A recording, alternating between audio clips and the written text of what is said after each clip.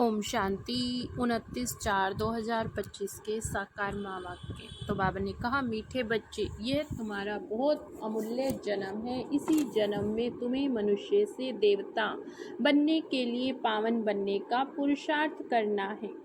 प्रश्न है, ईश्वरीय संतान कहलाने वाले बच्चों की मुख्य धारणा क्या होगी? उत्तर है, वे आपस में बहुत बहुत शीरखंड होकर रहेंगे, कभी लून पानी नहीं होंगे। जो देह अभिमानी मनुष्य हैं वे उल्टा सुल्टा बोलते लड़ते झगड़ते हैं। तुम बच्चों में वे आदत नहीं हो सकती। यहाँ तुम्हें दैवी गुण धारण करने हैं, कर्मातीत अवस्था को पाना है। ओम शांति। पहले पहले बाप बच्चों को कहते हैं, देही अभिमानी भव, अपने को आत्मा समझो। गीता आदि में भल क्या भी है, परंतु वह अभी भक्ति मार्ग के शास्त्र हैं। बाप कहते, मैं ज्ञान का सागर हूँ, तुम बच्चों को ज्ञान सुनाता हूँ। कौन सा ज्ञान सुनाते? सृष्टि के अथवा ड्रामा के आदि मध्य अंत का नॉलेज सुनाते हैं। ये पढ़ाई है हिस्ट्री और ज्योग्राफी। भक्ति मार्ग में कोई हिस्ट्री ज्योग्राफी नहीं पढ़ते, नाम भी नहीं लेंगे। साधु संत आदि बैठ शास्त्र पढ़ते। ये बाप तो कोई शास्त्र पढ़कर नहीं सुनाते, तुमको इस पढ़ाई से मनुष्य से देवता बनाते हैं। तुम आते ही हो मनुष्य से देवता बनने, वह भी मनुष्य यह भी मनुष्य, परंतु ये बाप को बुलाते हैं, हे पतित पावन आओ। यह तो जानते हो देवताएं पावन हैं, बाकी तो सभी अपवित्र मनुष्य हैं। यह देवताओं को नमन करते, उनको पावन, अपने को पतित समझते, परंतु देवताएं पावन कैसे बने, किसने बनाया, यह कोई मनुष्य मात्र नहीं जानते। जो बाप समझाते हैं, अपने को आत्मा समझ बाप को याद करना, इसमें ही मेहनत है। देह अभिमान नहीं होना चाहिए। आत्मा अविनाशी है, संस्कार भी आत्मा में रहता। आत्मा ही अच्छे व बुरे संस्कार ले जाती। इसलिए अब बाप कहते हैं, देही अभिमानी बनो। अपनी आत्मा को भी नहीं जानते। जब रावण राज्य शुरू होता तो अंधियारा मार्ग शुरू होता है, देह अभिमानी बन जाते हैं। बाप बैठ समझाते, तुम बच्चे यहाँ किसके पास आए हो? इनके पास नहीं, मैंने इनमें प्रवेश किया। इनके बहुत जन्मों के अंत का ये पतित जन्म है। बहुत जन्म कौन से हैं वह भी बताया है। आधा कल्प है पवित्र जन्म, आधा कल्प है पतित जन्म। यह भी पतित हो गया। ब्रह्मा अपने को देवता व ईश्वर नहीं कहता, मनुष्य समझते हैं। प्रजापिता ब्रह्मा देवता था, तब तो कहते थे ब्रह्म देवताय नमः। बाप समझाते हैं, ब्रह्मा जो पतित था बहुत जन्मों के अंत में, वह फिर पावन देवता बनते हैं। तुम हो भी के तुम भी ब्राह्मण। यह ब्रह्मा भी ब्राह्मण है, इनको देवता कौन कहता है? ब्रह्मा को ब्राह्मण कहा जाता, ना कि देवता। जब पवित्र बनते तो भी ब्रह्मा को देवता नहीं कहेंगे। जब तक विष्णु ना बने तब तक देवता नहीं कहेंगे। तुम ब्राह्मण ब्राह्मणिया हो, तुमको पहले पहले शूद्र से ब्राह्मण, ब्राह्मण से देवता बनाता हूँ। ये अमूल्य हीरे जैसा जन्म कहा जाता।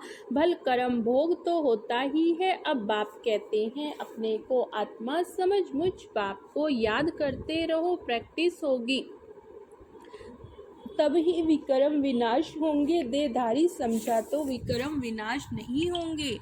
आत्मा ब्राह्मण नहीं है, शरीर साथ है, तब ही ब्राह्मण फिर देवता शूद्र आदि बनते हैं। अब बाप को याद करने में मेहनत है, सहज योग भी है। बाप कहते हैं, सहज से सहज भी है, कोई कोई को फिर डिफिकल्ट भी बहुत भासता है। घड़ी घड़ी देह अभिमान में आकर बाप को भूल जाते हैं। टाइम तो लगता है देही अभिमानी बनने में, ऐसा तो हो नहीं सकता। अभी तुम एक रस हो जाओ, बाप की याद स्थायी ठहर जाए, नहीं कर्मातीत अवस्था को पाले, फिर तो शरीर भी रह ना सके। पवित्र आत्मा हल्की हो, एकदम शरीर छोड़ दे। पवित्र आत्मा के साथ अपवित्र शरीर रह ना सके ऐसे नहीं। ये दादा कोई पार पहुंच गया है, यह भी कहते हैं। याद की बड़ी मेहनत है देह अभिमान में आने से।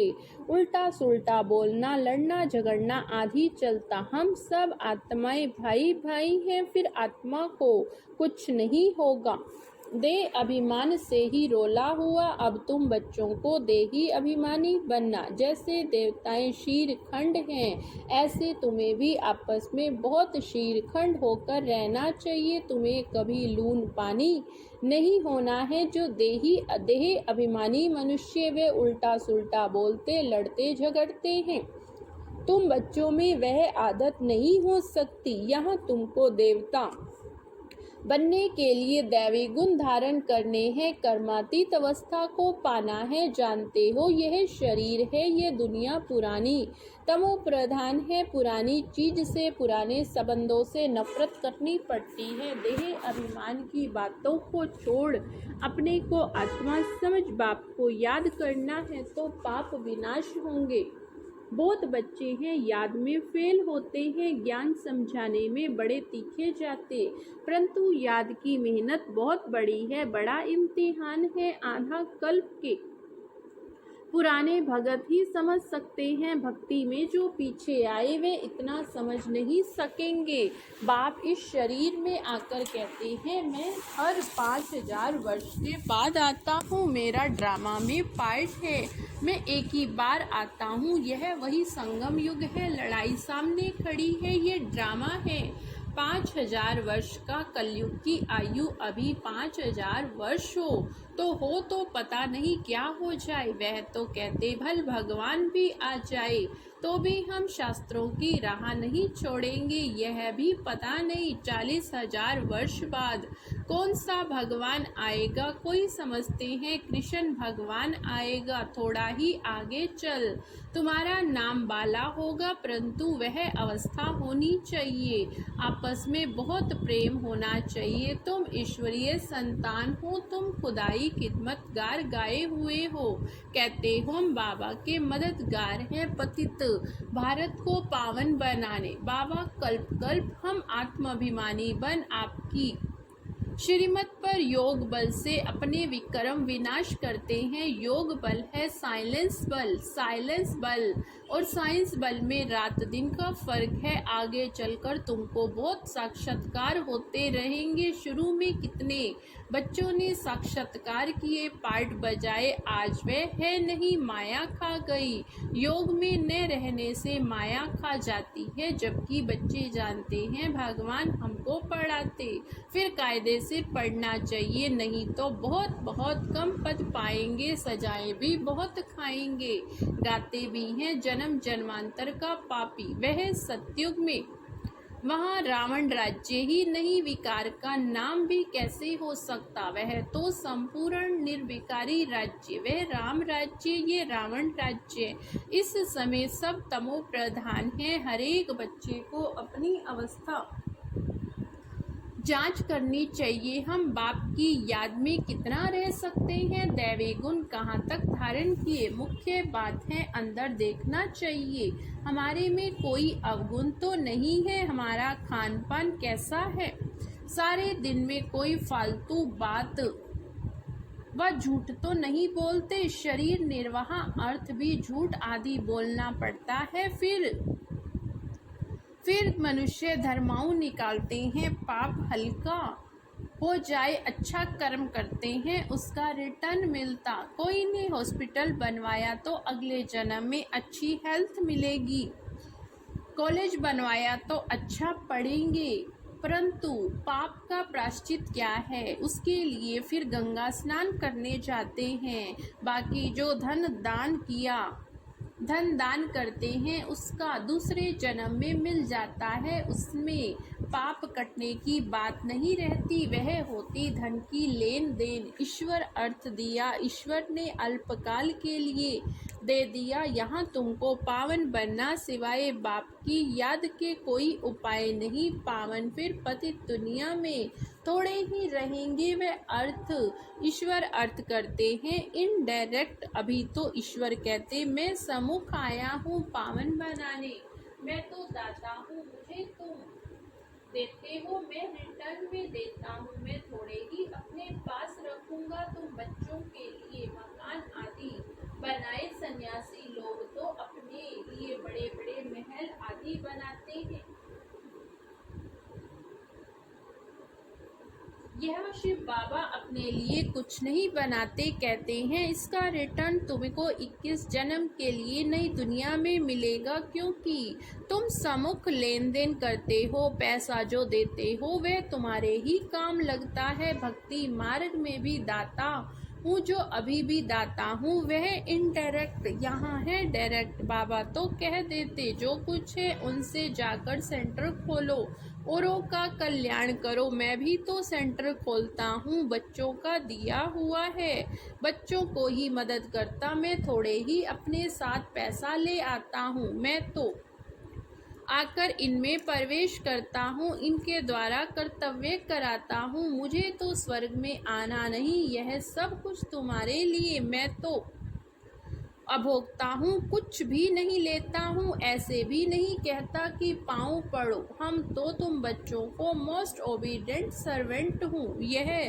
तुम जानते हो। वे माता पिता बंधु सखा सब कुछ सो भी निराकार। तुम कोई गुरु को कब तमेव माता पिता नहीं कहेंगे, गुरु को गुरु, टीचर को टीचर कहेंगे। इनको माता पिता कहते हो, बाप कहते। मैं कल्प कल्प एक ही बार आता हूँ, तुम ही 12 मास के बाद जयंती मनाते हो। परंतु शिव बाबा कब आया, क्या किया, ये किसको भी पता नहीं। ब्रह्मा विष्णु शंकर के भी ऑक्यूपेशन का पता नहीं, क्योंकि ऊपर में शिव का चित्र उड़ा दिया। नहीं तो शिव बाबा करण करावन हार है, ब्रह्मा द्वारा कराते हैं। यह भी तुम बच्चे जानते, कैसे आकर प्रवेश कर और करके दिखाते हैं। खुद कहते तुम भी ऐसे करो। एक तो अच्छी रीति पढ़ो, बाप को याद करो, दैवी गुण धारण करो, जैसे इनकी आत्मा कहती। यह भी कहते हैं मैं बाबा को याद करता हूँ। बाबा भी जैसे साथ में है, तुम्हारी बुद्धि में है। हम नई दुनिया के मालिक बनने वाले, तो चाल चलन खान पान आदि सब बदलना है, विकारों को छोड़ना है, सुधरना तो है। जैसे जैसे सुधरेंगे तो फिर शरीर छोड़ेंगे, उच्च कुल में जन्म लेंगे। नंबर वार तो कुल के भी होते हैं, यहाँ भी बहुत अच्छे अच्छे कुल होते हैं। 4-5 भाई आप सब आपस में इकट्ठे रहते, कोई झगड़ा आदि नहीं होता। अभी तुम बच्चे जानते हो, हम अमरलोक में जाते, जहाँ काल नहीं खाता, डर की कोई बात नहीं। यहाँ तो दिन प्रतिदिन डर बढ़ता जाएगा, बाहर निकल नहीं सकेंगे।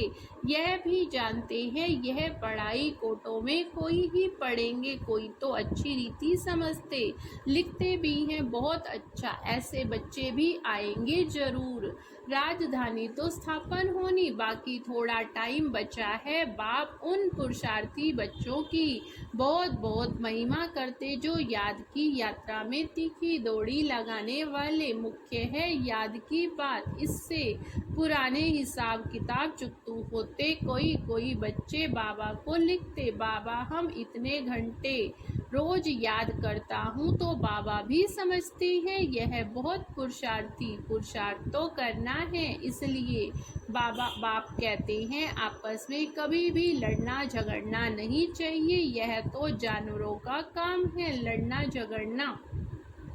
यह देह अभिमान है, बाप का नाम बदनाम कर देंगे। बाप के लिए ही कहा जाता, सतगुरु का निंदक ठोर ना पाए। साधुओं ने फिर अपने लिए कह दिया, तो माताएं उनसे बहुत डरती, कोई श्राप ना मिल जाए। अभी तुम जानते हो हम मनुष्य से देवता बन रहे, सच्ची सच्ची अमर कथा सुन रहे। कहते हो हम इस पाठशाला में आते, श्री लक्ष्मी नारायण पद पाने के लिए, कहाँ ऐसे कहते नहीं। अभी हम जाते अपने घर, इसमें याद का पुरुषार्थी मुख्य। आधा कल्प याद नहीं किया, तो अब एक ही जन्म में याद करना ये मेहनत है। याद करना है दैवी गुण धारण करना। कोई पाप कर्म किया तो 100 गुना दंड पड़ जाएगा। पुरुषार्थ करना, अपनी उन्नति करनी, आत्मा ही शरीर द्वारा पढ़कर बैरिस्टर सर्जन समाधि बनती है। लक्ष्मी नारायण पद तो बहुत ऊंचा है, आगे चल तुमको साक्षात्कार बहुत होंगे। तुम हो सर्वोत्तम ब्राह्मण कुल भूषण स्वदर्शन चक्रधारी। कल पहले भी ये ज्ञान तुमको सुनाया था, फिर तुमको सुनाते हैं। तुम सुनकर पद पाते हो, ये ज्ञान प्राय लोप हो जाता। बाकी ये शास्त्र आदि सब भक्ति मार्ग के हैं। अच्छा मीठे मीठे सिकी लदे बच्चों प्रति माता पिता बाप दादा का याद प्यार और गुड मॉर्निंग। रूहानी बाप की रूहानी बच्चों को नमस्ते। हम रूहानी बच्चों की रूहानी बाप दादा को याद प्यार गुड मॉर्निंग और नमस्ते। नमस्ते बाबा, शुक्रिया बाबा, शुक्रिया। धारणा के लिए मुख्य सार। फर्स्ट पॉइंट, अंदर अपनी जांच करनी। हम बाप की याद में कितना समय रहते, दैवी गुण कहाँ तक धारण किए, हमारे में कोई अवगुण तो नहीं, हमारा खान पान चाल चलन रॉयल है, फालतू बातें तो नहीं करते, झूठ तो नहीं बोलते। सेकंड पॉइंट, याद का चार्ट बढ़ाने के लिए अभ्यास करना। हम सब आत्माएं भाई भाई हैं, देह अभिमान से दूर रहना, अपनी एक स्थिति जमानी है, इसके लिए टाइम देना है। वरदान है, पांचों तत्वों और पांचों विकारों को अपना सेवाधारी बनाने वाले माया जीत स्वराज्य अधिकारी भव। पांचों तत्वों और पांचों विकारों को अपना सेवाधारी बनाने वाले माया जीत स्वराज्य अधिकारी भव। जैसे सतयुग में विश्व महाराजा और विश्व महारानी की राजाई ड्रेस को पीछे से दास दासियां उठाते हैं, ऐसे संगम युग पर आप बच्चे जब माया जीत स्वराज्य अधिकारी बन टाइल्स रूपी ड्रेस से सजे सजाए रहेंगे। ये पांच तत्व पांच विकार आपकी ड्रेस को पीछे से उठाएंगे, अर्थात अधीन होकर चलेंगे। इसके लिए दृढ़ संकल्प की बेल्ट से टाइट कि ड्रेस को टाइट करो। भिन्न भिन्न ड्रेस और श्रृंगार के सेट में सज धज कर बाप के साथ रहो। यह विकार व तत्व परिवर्तन हो, सहयोगी सेवाधारी हो जाएंगे। स्लोगन है, जिन गुणों व शक्तियों का वर्णन करते हो उनके अनुभवों में खो जाओ, अनुभव ही सबसे बड़ी अथॉरिटी है। जिन गुणों व शक्तियों का वर्णन करते हो उनके अनुभवों में खो जाओ, अनुभव ही सबसे बड़ी अथॉरिटी है। आज का व्यक्ति इशारा, स्वयं को बाप के साथ कंबाइंड समझने से विनाशी साथी बनाने का संकल्प समाप्त हो जाएगा, क्योंकि सर्वशक्तिमान साथी है। जैसे सूर्य के आगे अंधकार ठहर नहीं सकता, वैसे सर्वशक्तिमान के आगे माया का कोई भी व्यर्थ संकल्प भी ठहर नहीं सकता। कोई भी दुश्मन वार करने से पहले अकेला बनाता है, इसलिए कभी अकेले नहीं बनो। अच्छा, ओम शांति, ओम शांति।